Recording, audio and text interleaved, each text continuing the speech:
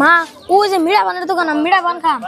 না পোলাহান মানুষ মিঠা পান খান যাবো না থাকে আমি খাম ওই বুঝি থাইগিয়া বারে বারে খাইবার চাইতেছে যে বেয়ারি পোলাহান আর মানুষের মধ্যে শরম দিব নুন যাই কিনা দিকে বুঝি আপনি তো কোন এত মানুষের মধ্যে আমার গেতে শরম করে আর ময়নারে নিয়ে গেলে যে বেজাল দেয় আমরা তাহলে খারাই তোমার পয়সা দেয় তুমি কিনা নিয়ে হোগা ও মা তাহলে পয়সা দাও আমি কিনে নেই গে কেমন নাকি কছে বুঝি আমার কাছে তো পয়সা নাই 100 টাকা থাকলে ওর কাছে দিয়ে দেন একটু বুঝি আমি 100 টাকা নিয়ে আইছি ও বাবু তুমি তাহলে 100 টাকা নিয়ে যাও আবার পান কিনা হিসাব করে ঘুরে আইনা আমার ঠেন দিও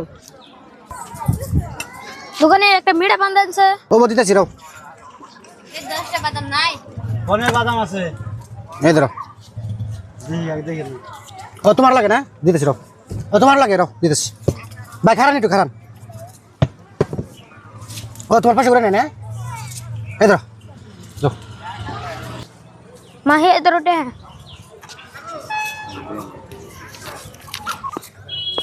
এ বুঝি পয়সা আমি আর 100 দিয়ে দিলাম পান কিনবার নিগে ও পানও নিয়ে আইছে এনে না দেখি দোকানিতে আরো 140 টাকা ঘুরিয়ে দিছে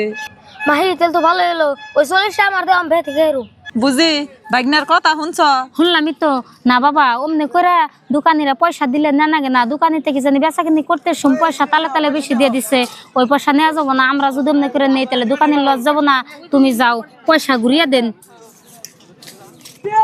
ধরো কই হিসাব করে পয়সা ঘুরিয়ে নিয়ে হোগা যাও দোকানে যে পয়সা বেশি দিছিলেন ও দেখি কেদা